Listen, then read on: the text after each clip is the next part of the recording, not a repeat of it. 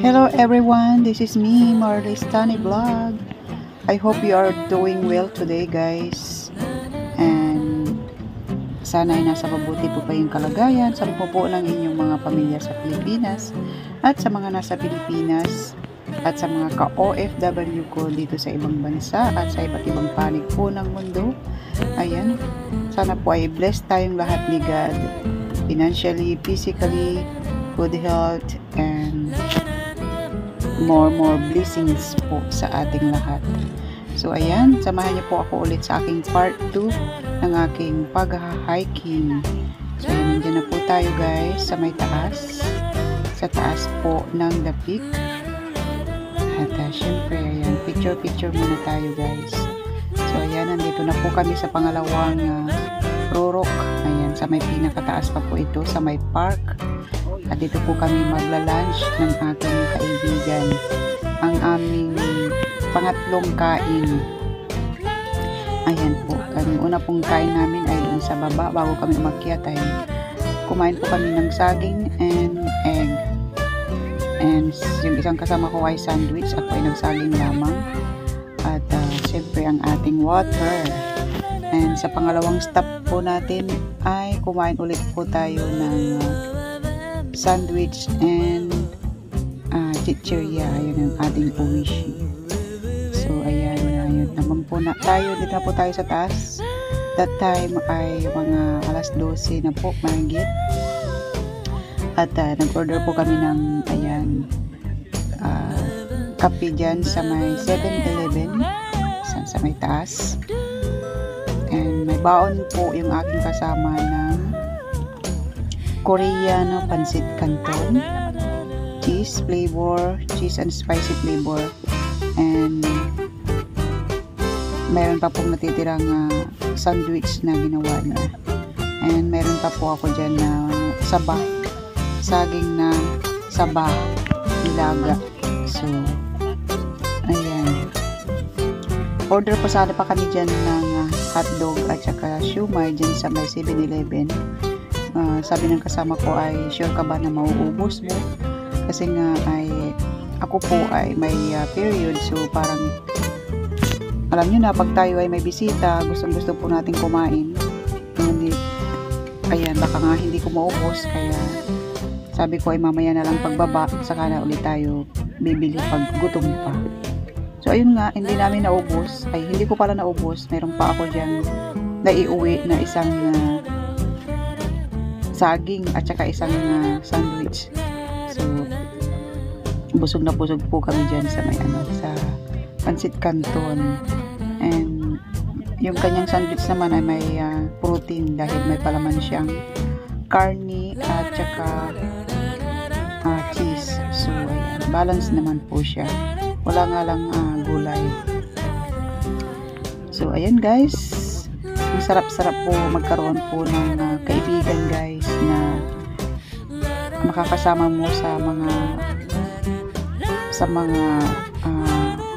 good times. Ayan, na mapapalagayan mo ng loob at masasabayan ka sa mga kalukuhan mo sa buhay. Kalukuhan means yung enjoyment ba na ayan, dahil kami po ay parehas na single mom. At mayroon kaming parehas na 3 anak. Ako lang palang single mom, pero parang siya rin ay single mom kasi wala nang pakialam sa kanya yung kanyang asawa. So mag-isa lang din siyang tumataguyod sa kanyang 3 anak. Meron na rin po siyang upcoming college, 2. And ayan, we are so proud at nagiging blessed kami sa isa't isa kasi na-share namin yung mga natututunan namin sa buhay, yung mga learnings, and at the same time yung mga pinagdaanan ko sa buhay ay na-share ko din sa kanya. And ayan, sa kung paano mag-handle ng pera, kung paano magkaroon ng investment kahit may mga anak kami ay nagkakaroon kami ng mga investment. Ayan, at nakakapag-ipon siya at I'm so happy na nakabili na rin siya ng kanyang sariling lupa at ayun, nag-iipon na rin siya for the house, for building her house, ayan, para sa kanyang mga anak. And ayan, praying na sana ay matupad din niya ang kanyang mga pangarap sa buhay. Ayan. Siya po ang aking kasama sa shopping, sa pag-window shopping, sa kalukuhan, sa tawanan, sa iyakan. Siyempre, meron kami din pinagdaanan sa lahat ng klase naman ng relasyon ay magkakaroon kayo ng mga problema. Ang importante ay nalusutan niyo at na kaya nyong ayusin dahil nandyan si God, na kay God kami parehas na naglilingkod sa Panginoon. So ayan, lalong tumibay pa ang aming pagkakaibigan. So ayan, for how many years na rin kaming nag-hiking. Ayan, ulit-ulit na lang namin inaakyat yung mga favorite naming mga bundok. So ayan, nakarami na rin po kami at sana ay hanggang pagtanda namin, hanggang nandito pa kami ay marami pa kaming maakyatan. Ayan. Hindi ko pa siya nakakasama sa sa camp. Ayan. Yan, pangarap ko makasama siya sa pag-camping. Kasi iba yung nakasama ko noon. Siya ay hindi pinapayagan dati. So, sana sa bago niyang employer ay makakalabas siya para magkaroon kami ng banding overnight sa bundok at sa beach. Ayan. Saya-saya. So ayan, guys, maraming salamat po ulit sa inyo guys, at sana ay makatagpo rin po kayo ng mga totoong kaibigan na handang dumamay sa inyo sa hirap at ginhawa, sa saya at sa lungkot. Ayan, at mapagkakatiwalaan nyo ng mga sekreto sa buhay. Ayan. Okay na rin po yung kahit konti, basta alam mong totoo at alam mong tunay at hindi piki. Tunay nga, diba? So, hindi piki. So, yan. Madalang lang po yan. So, pag magkaroon kayo ng ganyan, ay ingatan nyo po at mahalin. Dahil, liban sa asawa, ay masarap po magkaroon ng best friend. Mga best friend, ayan. Napakasarap po talaga. Iba po ang relasyon ng asawa sa isang best friend. Ayan. Iba rin po ang relationship niyo sa anak. So, ayun. I'm thankful kasi binigyan ako ni Lord ng mga kaibigan na mapagkakatiwalaan at masayang kasama. Ayan, marami pa dyan ng mga nakikinig sa oras na ito, sa mga nanonood, alam nila kung sino-sino sila. So, ayan, hoping na magkakasama din kami soon. Ayan, why not, diba? Walang imposible sa Panginoon. Tayong mga bahay kulitan, sana ay magkaroon tayo ng banding. Magkaroon tayo ng reunion. Kahit na simpleng salo-salo lamang. At basta mapagkita-kita at diba, yung mayakap natin o mahawakan natin yung isa't isa, hindi lang sa cam, hindi lang sa StreamYard, hindi lang sa live, diba? Hindi lang sa comment section. So, wala namang imposible guys. So, ayan, pag-pray natin at be happy lang.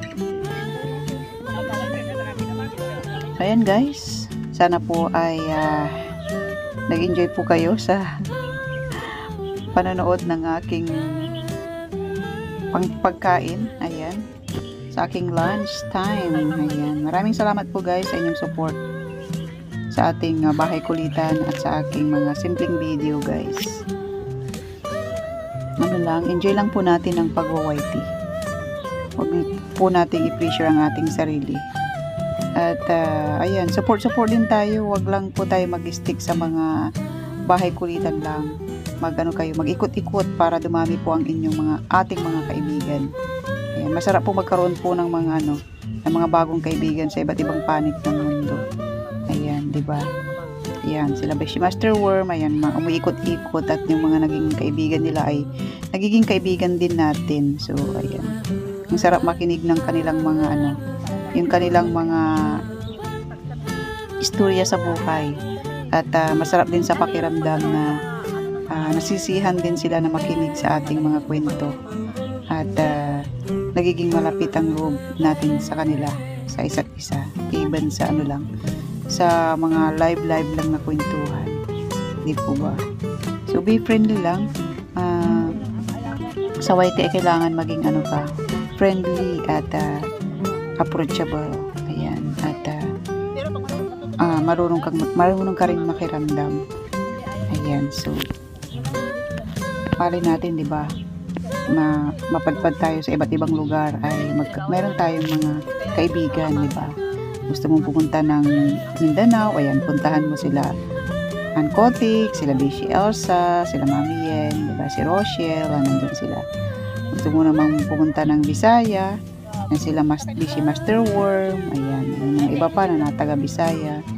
Ayan, sa Luzon, kung gusto mong pumunta ng Batangas, nandun si Ate Bams, o diba sa Maynila, nandun sila Rose DDR, kung sino-sino pa, sila Indayana, o diba, gusto nyo pumunta ng Bicol, nandun pa rin si Ate Bams, gusto nyo pumunta ng Pangasinan, nandun kami ni Tita Daisy, o diba. So, diba ang saya na lumalawak yung ating mundo na ginagalawan. Punta tayo ng Japan, nandyan si Kapang, punta tayo ng Dubai, nandyan sila si Young, punta tayo ng US, nandyan si Bishi Master Worm. Ang sarap lang mangarap, di po ba? So, be friendly.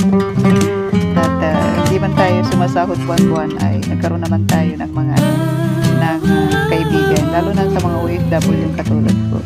Nagkaroon tayo ng libangan, di ba? Nagiging singer tayo kahit di maganda ang boses natin.